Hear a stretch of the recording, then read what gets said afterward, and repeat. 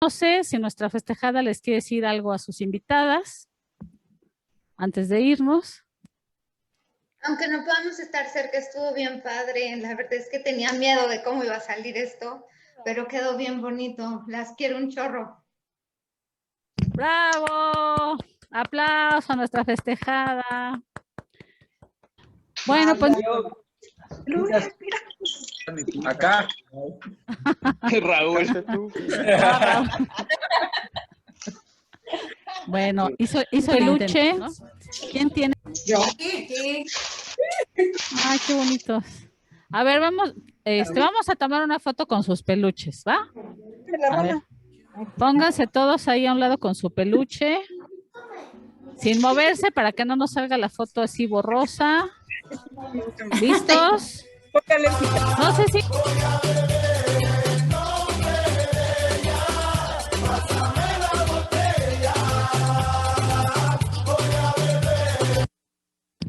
Ahora sí, fondo. Muchas felicidades, que todo con la beba salga muy bien. Cuídense mucho. Gracias, nos vemos. Bye. Gracias, te quiero mucho, yo. Chicos, queremos yo. Perfecto.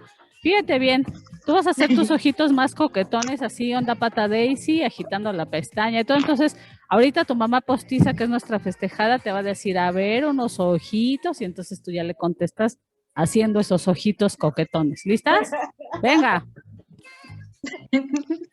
Mi bebé, hazme ojitos. Ojitos.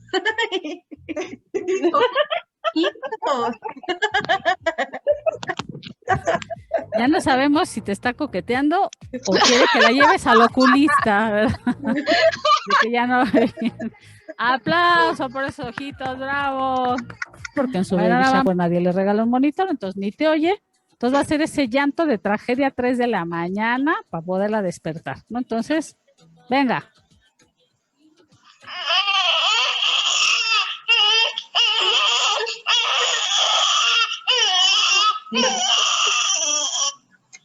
Bien, aplauso. Igualito que un bebé, ahora sí. Y le están atinando los hermosillenses aún así. Bueno, ahorita les voy a poner el ticket para que vean que sí cuesta todo lo que les dijimos. ¿Y quién creen que les ganó en esta ronda? Caro. Es correcto, ahí el equipo donde está Caro ganaron. Aplauso al equipo ganador, bravo. Así que